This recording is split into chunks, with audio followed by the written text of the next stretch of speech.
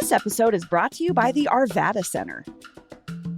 7 strangers, 1 remote country house, a snowstorm, and then somebody turns up dead. The Mousetrap runs September 5th through October 12th at the Arvada Center. See for yourself why Agatha Christie's ingenious detective story is the longest-running play in the world. Tickets are available now at arvadacenter.org. That's arvadacenter.org.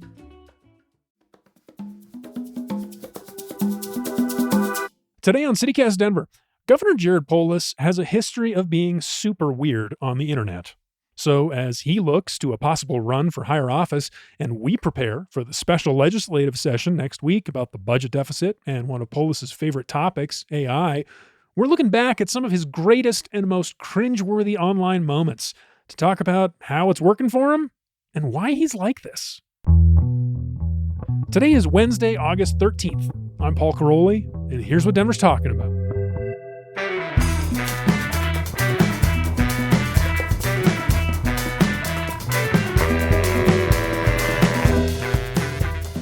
All right, welcome everybody. We're here for something I've been looking forward to for a long time. This is an idea that has been cooking, and we finally get to do it. Joining me is producer Olivia Jewell-Love. Hey, good morning. Hey, how are you? You I'm ready good. for I'm this? Great. Yep. I'm a little nervous because it's like, what's this going to be? Okay. And then we have joining us also, someone a first-time guest. We are very excited to have you. Political activist, Adrian Felix. Hi. Hi there. What's up? Doing well. Excited to be here. It's like an iconic show in Denver. I've wanted to do this for a while. Wow. And so I have a lot of friends who've done this podcast, from like Justine Sandoval to Deep Badesha. So I am so ready. Shout out Deep, Justine, couple of Some of faves. our Yeah. faves. All right. So Adrian, part of the reason why we wanted to have you on this show is because you are very online. Yes. We've noticed. Chronic. Yes. And also you seem to have some takes on Jared Polis. He's our topic today. We got to start with that. What's your relationship with our governor, Jared Polis? You know, it's like certainly like over a decade long. It's been a very interesting story arc because I want to say he was first elected to Congress and I was like 17. And so at the time it was, the first elected official who was like out publicly about his sexuality. That's back in like 2008. Right. Mm-hmm. Yeah, I was 18 then. And so it was very inspiring. And then as I got involved in politics and you kind of learn more about these characters that you read in the news, you're kind of like, oh.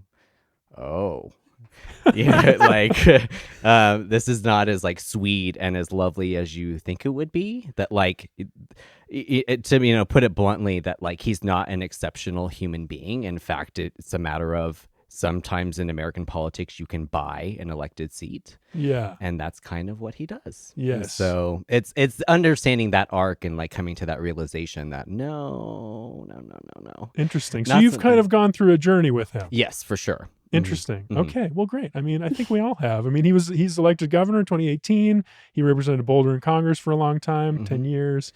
But that's not what we're talking about. We're not really talking about the policy. We're talking about the way that he is very exceptional, which is, how do we even define this, Olivia? What is this, his special something that he does? I'd like to start with a clip, if I may. Please. Feliz Navidad. Feliz Navidad. Feliz Navidad. Prospero año y felicidad. So he is. I can't see the video. I hope people are seeing So, that. He's dancing and he's singing. He's given us some of his best moves as the signature governor. I'm sorry, I just cannot take this seriously. He released this in Christmas Eve, December 2023. Merry Christmas, everyone. From your governor. This drove everybody wild in a lot of different ways. Yourself included. Oh my God. This is everything to me. I think the production value of there being no music behind it, his dance moves, him being incredibly awkward and just totally leaning into it. It's perfect internet cringe material. And like I think that's really the thesis of what we're talking about today. This man, you see this guy, he wears, weird sneakers, just kind of your average, just like, what's he call himself? A bald gay Jew, just kind of like a He's just a schlubby middle-aged man. schlubby Yeah. guy, just your average politician. But this man is on every internet trend. He is always in the middle of the moment somehow, and he always has people talking about him. Sure. And by all means, I don't know why. Like, you look at this guy and you do not think that he should be the center of attention. But time and time But again, there he is. time and time again, he's going viral. He's doing a stunt. And so I just needed to know. dancing. I needed to know what the hell? What the hell is going on with this guy? Like, how did this happen? Right. So this was our question today. We've been talking about this for a while, and now it's like, let's get serious. What's Yeah. the deal with this guy? Adrian, what is he doing? How do you define this? I think that he's always been an eccentric person. So it's like not necessarily surprising, but I think that he hopes to garner attention to like further his own career in some way. Because I mean, he's been doing it for so long. I've followed him on Twitter for certainly over a decade, and that those type of like viral moments happen again and again. And the thing is, they're never received well. Do you think? Yes, no one thinks it's funny. No one thinks it's cool. Paul thinks it's kind of We'll funny. talk about it. Paul Some of them I thinks think it's are kinda funny. funny. Some of them really work for me. No, but then again, I think it might be that like a large portion of his audience who do find it like endearing, I think tend to be white men. I believe that. Yeah, I would definitely. You know what I mean? Like that's who it's for, because it's certainly not for me. Like, even though it's Feliz Navidad and I'm a Latino, I promise you that did not do. That wasn't heartwarming for you. You didn't feel like Merry Christmas. Well, right then? especially like in retrospect, it's like he's singing Feliz Navidad to like give your information to ICE. You know what I mean? What? Well, at any rate, I like the point you said about him. He's always been eccentric, because this started a dive for me, because I was like, is this a tactic for him, or is this real life Jared Polis? And by all means, I did some digging. Tell us what you learned. And from what I can tell from my research, I think this is real life Jared Polis. So I found a blog. I found a blog titled wait, what does he title it? Titled "Going Rogue on My Blog." He wrote Big eye roll for me. literally titled "Going Rogue on My Blog." He wrote this when he was a freshman lawmaker in Congress. CNN kind of had a thing going on where they would let freshman Republican and Democratic reps write these blogs, Okay. kind of like against each other. 2009. Yes. That's like, in terms of the internet and like how it fits into our public policy discourse, people were still kind of figuring it out.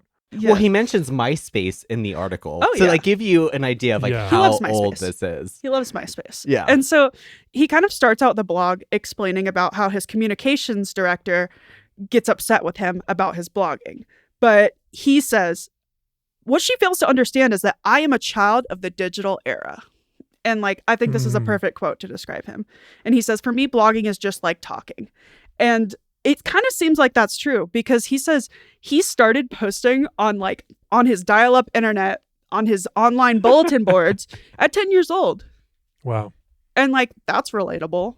That's relatable. I mean, Yeah. I was online as a child. So he's 50. I Googled him. He's 50 years old right now. That means he was like, 10 in 1985, 15 in 1990. So he's like a teenager just as the internet is getting widely distributed to people. So he must have been an early adopter and been experimenting. He was. Well, and he was. So then he went to college in Princeton, and he was starting his first online businesses. He was starting internet businesses, kind of like, Mark Zuckerberg before Mark Zuckerberg did it, is kind of the vibe I'm getting. Little pre-Zuck. Yeah, Pre-Zuck. Adrian, what are you seeing here in this? Like, does this resonate? Do you know this type? It's interesting because I don't think he's considered a millennial. I think he's considered Gen A cusp? X. A cusp Gen sign? X? But he Yeah. could be what people would call like a geriatric millennial, and that is a thing. People I believe could see that. But it's like he came at the internet. He knew the world before the internet, I imagine, which is very different from like my generation. That's like really only ever known the internet being around. So I mean, Did you ever have one of those AIM, like those AOL online CDs? You get a free trial. Absolutely. Okay, so you and me are maybe similar age. Because I remember that, and it was like, the dial-up of like someone like picking up the phone and it's giving you that noise, and you're like, because I'm using the internet. Yeah. Like, You're looking at me like I know. Yeah. You're looking at me like I know. I'm Gen Z, baby. I don't know. Okay, yeah, the internet used to be a very different experience in terms of like even connecting to it. Mhm. So I mean, he understands that. I understand that. But it was like a very strange time of like learning to navigate those things. So I can only imagine that, like, you know, when the internet first was like big and accessible to people, like he must have been chronic about it, like constantly online. But it was also, I think, when we learned that like you could express yourself in those ways. So of course, like you take the, you know, the steering wheel and just do it.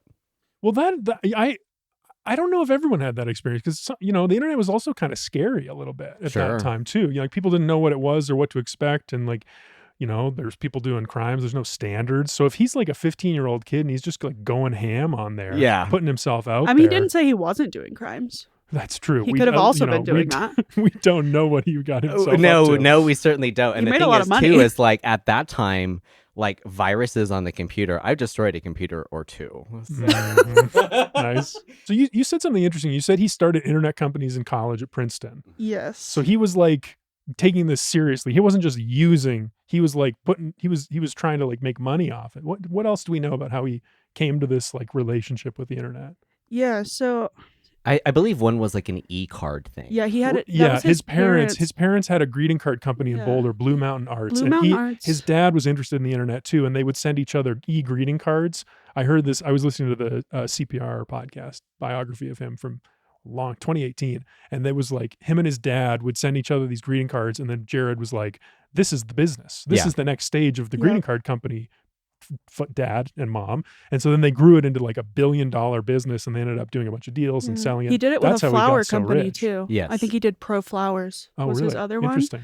And then his first one in college was like American Internet Online. I think was American Very something online. generic. I Yeah, respect that. but he He knew SEO before the rest of us. literally, Right. literally.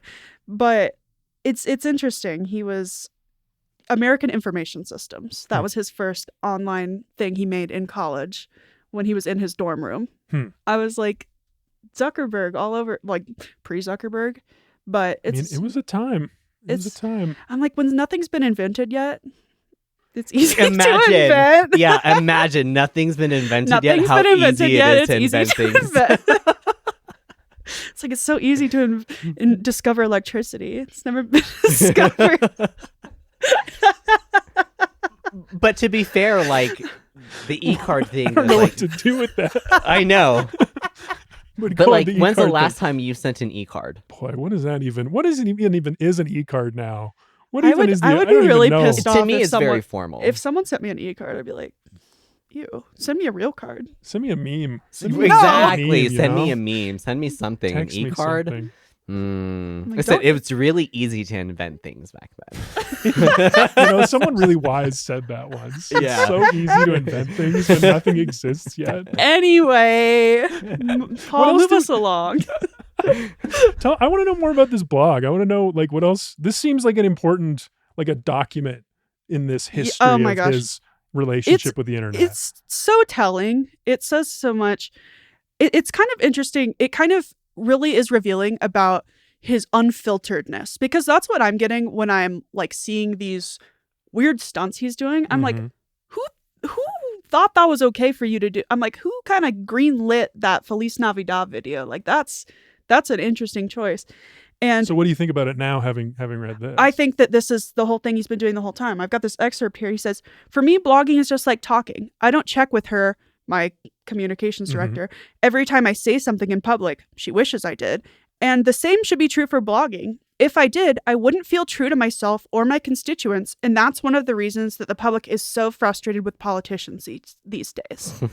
Huh. So he's saying like his unfilteredness and like him just kind of being off the cuff and saying, you know, saying whatever is like him being true to himself and true to his constituents. He said, "My constituents want me to be outspoken. It's part of the reason they elected me. And the inevitable side effect of being outspoken is that occasionally you put your foot in your mouth. Sure, I could avoid mistakes by sticking tightly to a script as some politicians do, but I might as well not speak at all."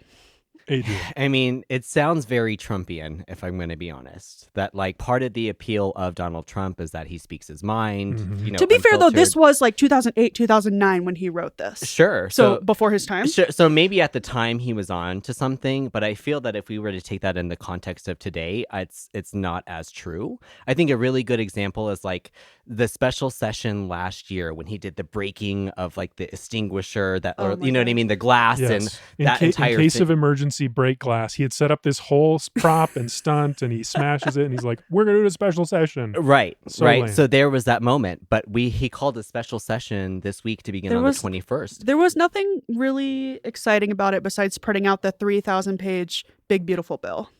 Right. I was waiting for a stunt. Yeah, personally. and there wasn't a stunt. So is he learning that perhaps it's like doesn't go over as well as he would hope? No, I think there's a stunt coming. I think There's a stunt coming? I think he's cooking up something. You don't for think us. that was the stunt? The 3,000? He's like, he printed it out and he dropped it on the table and he goes, some people call this a big, beautiful bill. Some people call it a big, ugly bill. I call it a big, long bill. Got him. Great- I great mean, I line, guess. Jared. Yeah. True.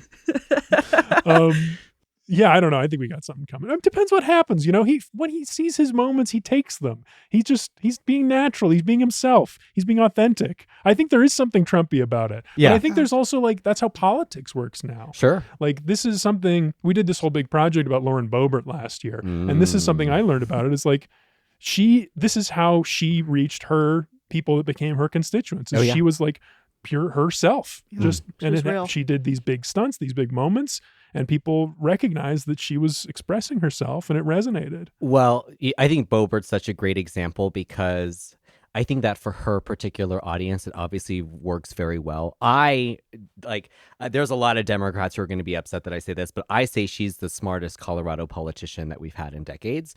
The ability to like jump districts, win, and like be set for however long she's going to be there. It was a genius move. I've said something similar and gotten in trouble for it. People Right. don't like recognizing People do this not like to because they recognize hate her that. ideas so much. Right. And it's like, but honestly, you got to give it up. yeah, her audience, she knows her voters. Even though they weren't her voters, she knew them. Yeah. And it worked. Yeah. She's got new voters that love her now. And it's similar people. I mean, she found her appeal is like, we're not talking about Lauren Boebert. We're talking about Jared Polis. But the similarity in terms of the way that they view authenticity, Yes. I think, is like the connection there. Yes, they are themselves.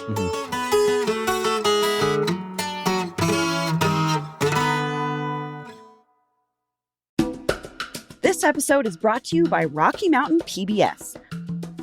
Rocky Mountain PBS is part of a national PBS network, streaming acclaimed PBS films and series, in-depth journalism, and of course, lots of local content. From award-winning masterpiece dramas and captivating mysteries to thought-provoking documentaries and trusted news, Rocky Mountain PBS brings you the best of PBS, plus so much more. And with Rocky Mountain PBS Kids, you get 24/7 Kids TV, so your little ones can enjoy fun, educational entertainment anytime. Montgomery watches this one called Work It Out Wombats, but he calls it Work It Out Longbats. And it's like 3 wombats solving puzzles. I don't know. It's wild.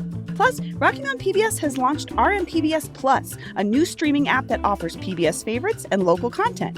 To start watching, download Rocky Mountain PBS Plus for free from your device's app store or go to rmpbs.org to learn more. Explore it all at rmpbs.org. Got any fun trips coming up? One thing you probably haven't put on your packing list is learning the language. But with Babbel, you can start talking in just a few weeks. I'm David Plotz, the CEO of CityCast, and I've been learning Spanish with Babbel. And I also just persuaded my friend who's going to France this fall to learn French with Babbel, but that is another story. Babbel's extremely fun and intuitive. It's like having a private tutor in your pocket. Handcrafted by over 200 language experts, Babbel's lessons are voiced by real native speakers and built with science-backed cognitive tools and interactive features to fit any learning style. I love a lot of the different Babbel features. The Babbel games for sentence building, Babbel speech recognition, which helps me get the pronunciation right. And now I'm really into Babbel's word of the day, which greets me on the homepage of the app. Every day, a new word revealed like a little surprise with a sentence to help contextualize it. It's like a daily treat for me. Studies from Yale, Michigan State, and other leading universities continue to prove that Babbel works. One study found that using Babbel for 15 hours is equivalent to a full semester at college. Look, I want you to learn another language. So I'm teaming up with Babbel to gift you 55% off subscriptions, but only for CityCast listeners at babbel.com/CityCast. Get up to 55% off at babbel.com/CityCast. Spelled BABBEL.com/CityCast. Babbel.com/CityCast. Rules and restrictions may apply.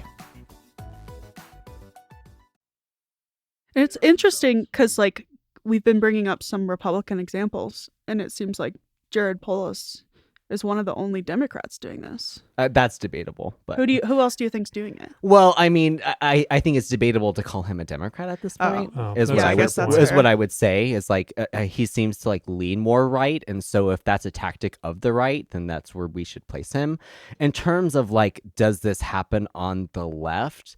I mean, I don't see any Colorado politician really putting themselves out there in that way. Maybe like a Manny Rutinel and CD8 is like really taking a hold of social media and deciding that that's his route to like victory.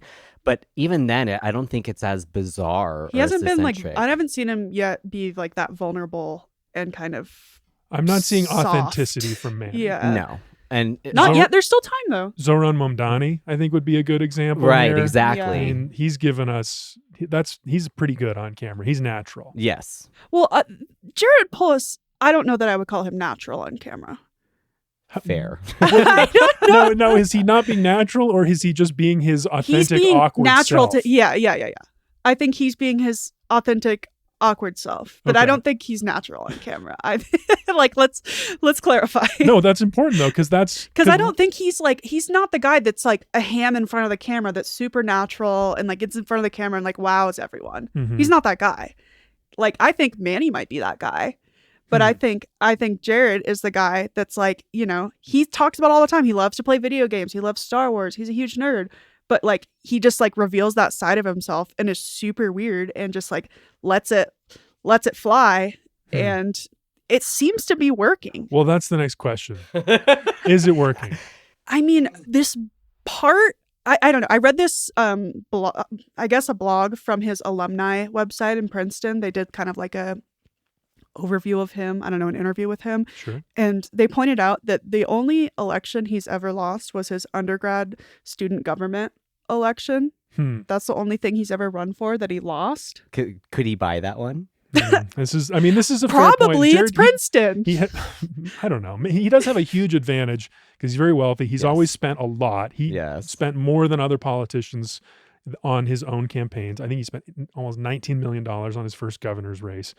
But he's not buying votes. He's buying advertisements, and then people are making up their own minds. You know, they're seeing Jared. We know Jared. We know the posts.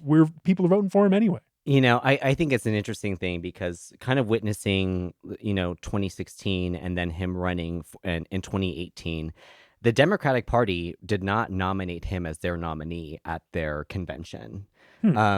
He came in second place, but with the amount of money that he was able to throw and in terms of name recognition, I think it certainly helped him. I disagree with the idea that it's working. And I kind of view things in the context of he has very clearly higher goals in mind in terms of maybe running for president in 2028. I think nearly every piece of data shows that he's not even considered top 10. Right? That and I like to compare him to AOC. I'm a Puerto Rican American, so AOC is like a very prideful moment for me. But I think that she is just as internet savvy, but doesn't need the millions of dollars to throw to be more successful or to get further ahead. And I think that the data shows that. Like, she's consistently top 5 of, presidential candidate names that we think of in terms of polling, where Jared Polis is not even relevant in that discussion. So it's I think he is relevant. I remember, I don't know if this was like a groundswell of like supporters calling for Jared. Oh, please, Kamala, pick Jared as your vice presidential candidate. But he was in the conversation a lot. I think that he threw himself in the conversation, but I don't think anyone took it seriously. He had a really good answer to the conversation, is all I'll say. This is to another this. great moment. He just had the best answer when everybody's like, oh my God, like CNN's like, what would you do if Kamala wanted you as her VP, and he says, look, if they do the polling and it turns out they need a 49-year-old balding gay Jew from Boulder, Colorado, they've got my number. And they didn't. Well, And they didn't. And they didn't. And they didn't. But he was there. He was on standby. he's ready. He's ready for the call. But that's a perfect Jared moment because he is so self-aware and just like honest about who he is and what he's doing. And that's what's funny about it to me. And that's what's so endearing is like, he just knows who he is. He's not trying to be anything else other than who he is. And he's there and he's ready. He's got the self-deprecating thing going on that like Yes. Trump would never do. And like, I've seen Lauren Boebert do the self-deprecating thing a little bit, like after the Beetlejuice stuff. But like, that's something She did not work. In that it didn't work. People But were like, too I've angry. never seen Trump do the self-deprecating thing. So like, No, Jared's got that. Jared does have that. I don't know if people really like want that, but he does have that. I think it's like, for me, a survival thing in politics, because if you're not able to laugh at yourself, Yeah, like true. the amount of like hate that you receive, you're never going to survive. So like, I don't know how Trump does it. Maybe that's like the Teflon Don thing. It's like he's superhuman and he doesn't need to do that. But I do think that like being self-deprecating in politics is like necessary, because you'll never survive the critique of being an elected official if you can't at least laugh at yourself. Yeah. Although there's an art to that too. I mean, you don't want to go too far with that too, because then people are just like, oh, what a sad sack, you know? Yeah. Because you got to know yourself. You got to know your weaknesses, how people see you. It really takes an awareness. And he's I think Jared, I mean, I'm going to sound like a big fan of him because I do think that he's good online. He's endearing, but he knows how people see him. Like that quote again, like he knows how people see him. He knows he comes off as this schlubby middle-aged guy. But I think that the problem with that is like a really good example is like this bridge that they wanted to build in front of the Capitol, right? Yes. He was like so unaware of how everybody felt that like in his answer to the survey that showed that like nobody wanted it was that, oh, I was trying to drown out the loudest voices, which ironically was like everyone. So to me, it's like, is he really able to grasp that if like something like that happens, where he's like completely unaware of how the general population feels about these type of things? Well, I think that's a great example to talk about, because there was this discourse happening online. Sure. And it sure looked like everybody hated it. But he must have had a sense that that wasn't true, because he kept pushing for it. Then he allowed for a survey to happen, because maybe he didn't have the votes. He thought it might be a long shot to get the votes in this key committee. So then when it turns out 94% of Coloradans say they don't want it, or 94% of the 100,000 some people that took the survey say they don't want it. Sure. He shows up to the interview with Kyle Clark with a pair of handcuffs, a prop. Classic Jared stunt.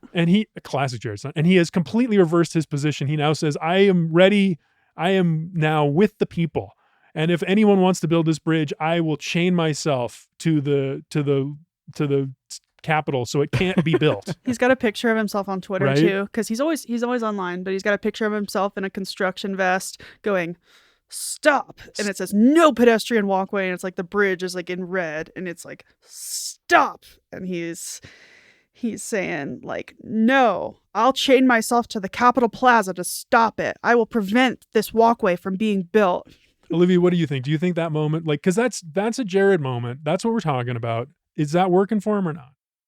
I don't know that this one worked for him. I think that this one people saw as a flip-flop. I think people saw this one as like he was really pushing for this bridge and thought he knew what was best, and then everybody was like, whoa, like what the hell, man, nobody wants this. And then he was like, oh yeah, like me neither, like I didn't want it either, like who the hell wanted that bridge, like yee.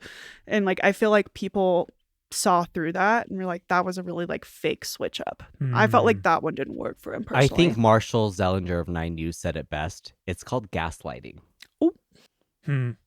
So, like, you know, it's one of those moments that just completely fell flat. It felt like another breaking of the glass moment that everyone is like more of an eye roll, because, you know, we can talk about it in the context of like, is it funny? Is it cool? But at the end of the day, it's a matter of policy and like people's money, and we're taxpayers.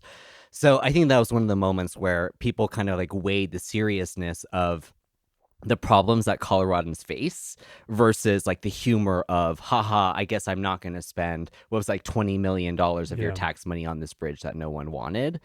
It's like, I just think it's like really easy to laugh about it when it's like not your money, or, you know what I mean? It just fell flat. It's just not funny. You're kind of turning me around on this, but it's something you said, Olivia, like the flip flop. Like we're talking about these moments as him showing his authenticity, Yeah, his real this self. one didn't feel authentic. And the stunt in this case was him abandoning his original position. Mm-hmm. So either he was not being himself then, or he's not being himself with the handcuffs, Mm-hmm. and it feels false. Yeah, this one didn't feel real. I think everybody saw through it. I think that's part of the reason everybody was so mad about this situation is like the flip-flop kind of felt like a slap in the face. It's like, yeah, we've been saying that, and now you're going to be like pretending you were on our side the whole time. It's like weird switch up. It's obviously a tactic to like save face is the way that I felt I think so. But it was also like we wouldn't even be having this discussion if you weren't constantly pushing it. You know, so it's like that level of switch up, I think, is like where people really draw the line. And I heard from some people who had met with him about the bridge, like early on, that he was fully digging in his heels. Yes. Not willing to really hear anyone else's criticism or these complaints that were coming out. And like, he was just like full bore on the bridge. Mm-hmm. And then for him to go fully 180, I don't know, maybe something's changing with Jared with this stuff. Maybe he's like lost the touch, because this is such an inauthentic moment. Jared, what's happened? What's happening? Did Hollywood get to you? Did you get a taste of the national politics? I know. Well, and I think Kyle Clark had said it, like, you know, in his like initial like thoughts on the bridge was that like we understand that Jared Polis wants to leave things in terms of like a legacy. Yeah. But like I said, it fell flat, and it was him trying to save face, and it obviously didn't play well. I feel like he always knew that this was going to be the end. I think that the survey itself was kind of like an easy out. Like, I already know what this is going to look like, but this will help me. Yeah. But it would be one thing if he said, I listened to voters and we're not going to do it. But to like make a meme out of it or make it some sort of like viral moment, I think made it inauthentic. Yeah. I mean, this also could just be him rage baiting. What do you mean? Is that his thing? Does he do that? I don't know. I don't know that he necessarily usually does it, but like it works on the internet. And like he clearly was rage baiting. So like he knew that would work to go viral. So he did it. I don't know. I mean, I'm not inside the mind of Jared Polis, but I mean, I think that's like a very fair point, because you know, rage baiting is such a thing. I think a really good clear moment of rage baiting from him was when Kamala Harris was selected as the nominee. He like posted this meme about Dark Jared. Oh my God. And it was like, so like, I was looking at that when I was going through. And to me, it was just like such a very like controversial moment in American history, because Democrats like chose a candidate for us. And then I don't think that she had chosen a VP yet, but like Dark Jared, what does that even mean? Like, what is the point? It felt like rage bait. Like what is Dark Jared? Dark Brandon's brother. I don't know. Maybe he's losing touch a little bit, because he's in this moment, like you alluded to, Adrian, where he's kind of, you know, he's term limited. Next year's is going to be his last year as governor. He's had a pretty successful run, got reelected, pretty popular. What is he going to do? And there's this suspicion that he has his eye on higher office. He wants to run for president.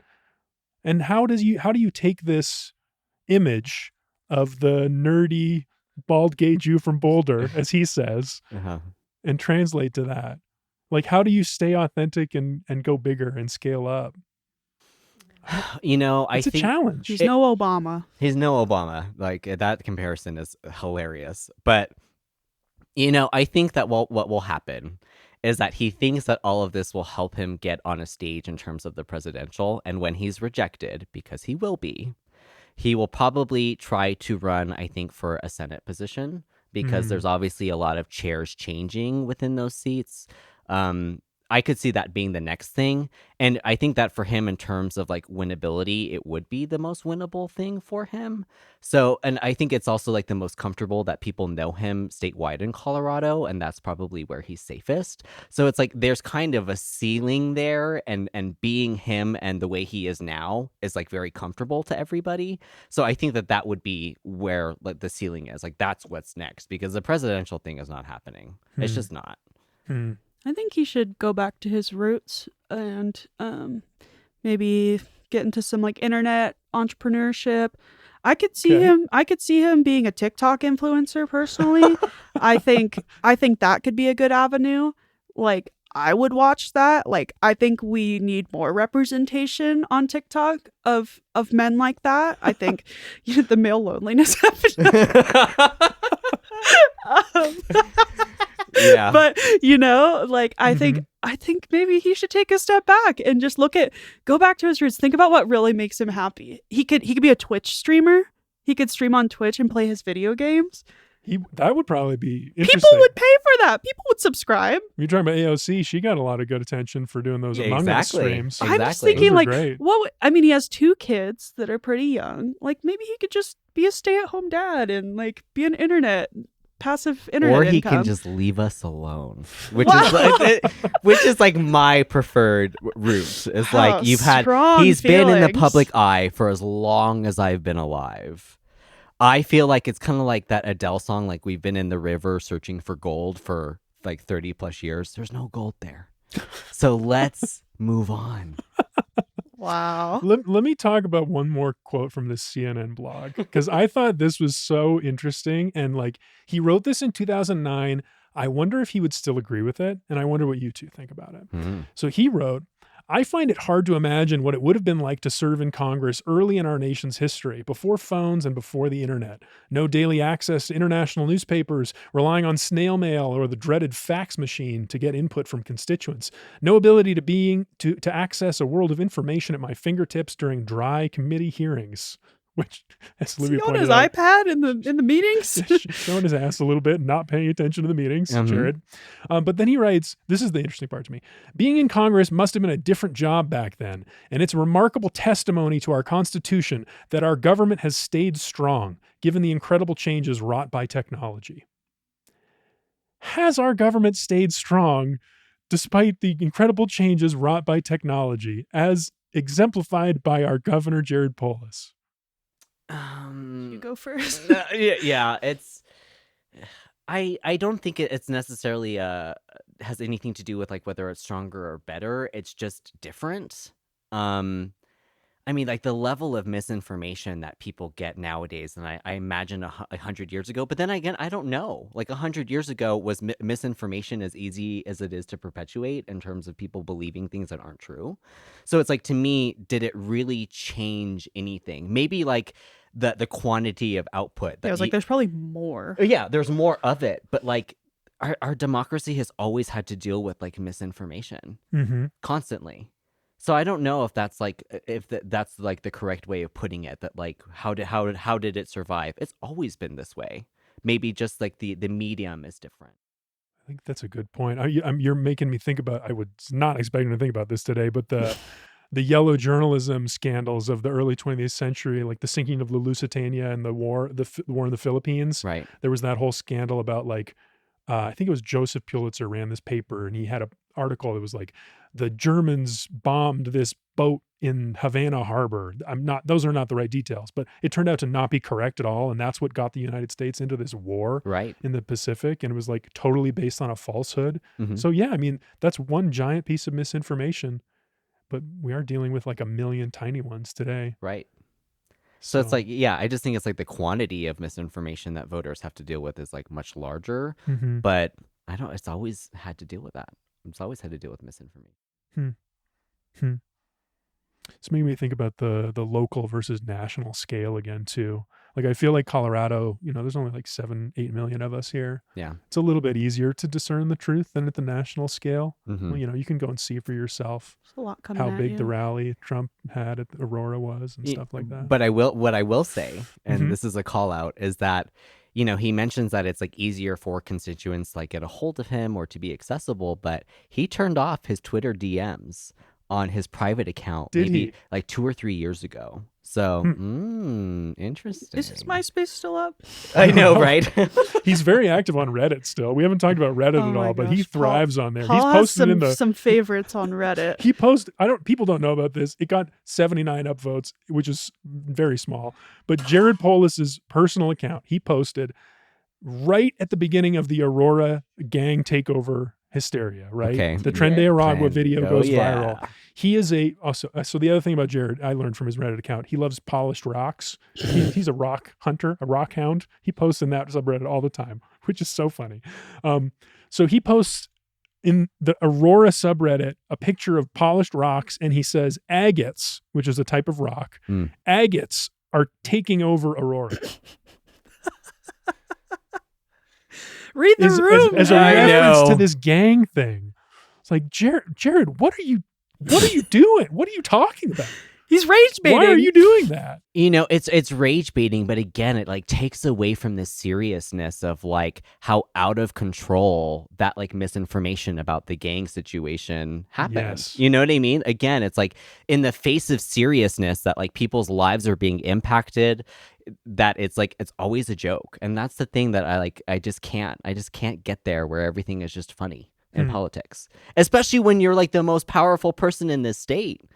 I expect us as like commentators to make light of situations, but like that Tren de Aragua situation got out of control. Remember when people were like, the what is the motorcycle gang is coming to Colorado? Hell's Angels. Yeah, you know what I mean? Like the amount of like misinformation and the perpetuation of that situation got so out of control, and it's like ha ha ha. People's lives are impacted by that, right? Yeah. It's like it's always this memification of things. It's like, bro, no. I love it when my political friends are funny but when you're an elected official, the standard should be different. Keep your polished rocks to yourself. His agates. Keep your agate to yourself. Please. Keep it in your room. Keep it in your Tumblr. Do not post it. Thank you. Post it at the right time. Post it. How about that? Be mindful. Because I want to see someone's real self. I want to see your rocks. That's what connects. Right. I think that's what works about him. I think it's his rage baiting, trollish nature that is alienating people. I think maybe and it's when he's himself and he's kind of like just like earnest and self-deprecating. That works. He should maybe listen to his communications director a little bit more. Maybe a little bit more. She's there for a reason. Those people do have jobs for a reason. They are professionals. But it certainly makes you wonder how many he's gone through. Because I have no patience for that. Like, I think week 1, I would have been like... It would be a hard job. It would be a hard job. Yeah. I mean, it's damage control. Because he's going to post what he's going to post. He said that. Olivia, before we go, one more of Jared's greatest hits. I mean, I guess the other really funny one is when Trump was really upset about the presidential portrait. Oh, yeah.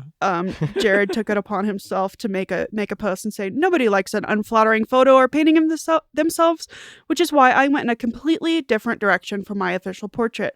I've always been proud to support Colorado art, and this portrait was an exciting opportunity to do exactly that while embedding my image into the fabric of Colorado's history.